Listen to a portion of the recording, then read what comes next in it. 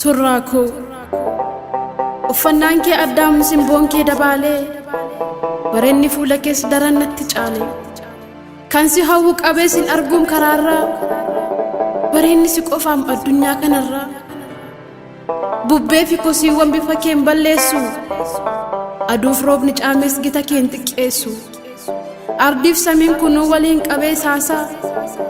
dhoksaa miidhaga kee gad qabee asaasa yaa isa danda'aa obsi kees bayeessaa michuu si godhadhuu naaf ta'uu dandeessaa yaa tokkicha hundaa ilmaadha warqiidhaa moo sin madaaluu laata abbaan kee mootiidha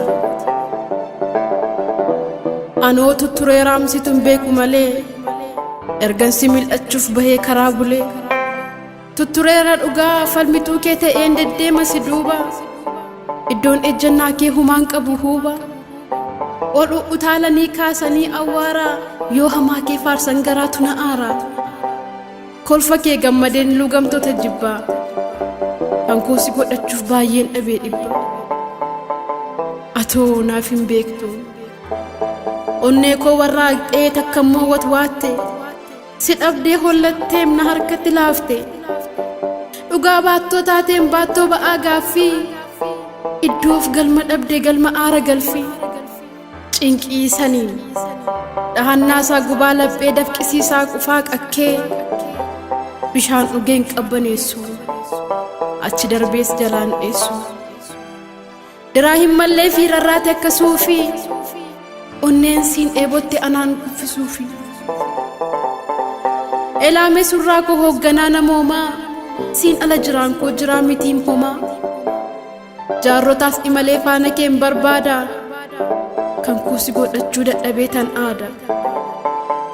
dhugaadhaan ani bar milluu argaa namaa jalaatii rurruuqee osoon gola onnee koo keessatti si suuqee mormatti si kaadhee silaa akka kudhaamaa addunyaaf lallabeen nagaa cimaa dhaama ati bar na keessa garmaamtee na si eeffachiista miirota koo mootee na mi'eeffachiista lubbuu si dheebote naaf jijiista laagaa namummaan kee dhufee galaana koo daaka isuma dhugaatiim ati na keessa jirta walxaxaa keessa koo harangamaa carta guyyaa koo dukkanaa naaf ibsita dungoo haqaaf laaqan qabduu hin fudhattu durgoo yaa calaqqee anaa meemmoo ka'een galmasii ijaara masaraa guddicha dhiiga koo tamsaas ta'a tanaaf muummicha mee kootuutii taa'ii gola onnee koo banii homaa hin sodaatiin eegduu keetii ani